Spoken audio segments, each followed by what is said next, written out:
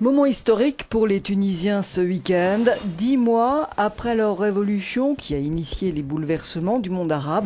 Ils se rendent aux urnes pour élire une assemblée constituante chargée de poser les fondations d'un nouveau régime.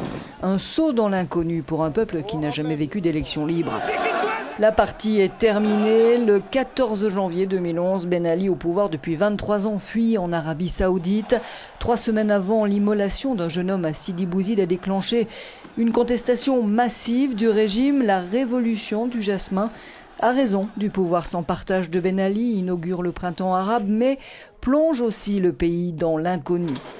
Après plusieurs mois de transition difficile, mais nécessaires pour tourner la page, des élections devaient se tenir en juillet, mais il aura fallu davantage de temps pour tout mettre en place, notamment fournir à l'ensemble des Tunisiens des cartes d'électeurs. Des électeurs qui pourraient être déroutés face à la multiplicité des listes, 1500 au total pour 11 000 candidats, mais 6 émergent du lot, en tête Ennahda, le principal parti islamiste, banni sous Ben Ali et qui a fait un retour en force, le PDP, démocrate progressiste, le seul à être dirigé par une femme, Etta Katol, mené par Ben Jaafar, membre de l'Internationale socialiste, et Tadjid, ex-communistes qui ont formé la coalition du pôle démocrate moderniste avec 5 partis, le CPR de Moncef Marzouki, rentré d'exil en janvier, aujourd'hui proche d'Ennahda, et enfin le Parti communiste des ouvriers, PCOT, très populaire.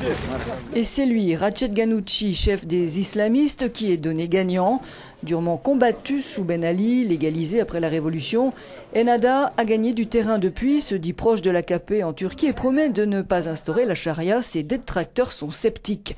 Les Tunisiens doivent désigner 217 élus qui siégeront à l'Assemblée constituante. Celle-ci a théoriquement une année pour élaborer une nouvelle constitution, former un nouvel exécutif et désigner un nouveau président. Un événement que ce nouveau droit qui leur est accordé, mais les Tunisiens sont aussi et surtout préoccupés par leur avenir. L'économie est entrée en récession, le tourisme s'est effondré, le chômage atteindrait les 20%. À Sidi Bouzid, berceau de la révolution, c'est l'ennui et la déprime qui dominent. Pourtant, ces élections sont cruciales. Leur réussite ou leur échec enverra un signal déterminant aux autres peuples qui se sont soulevés.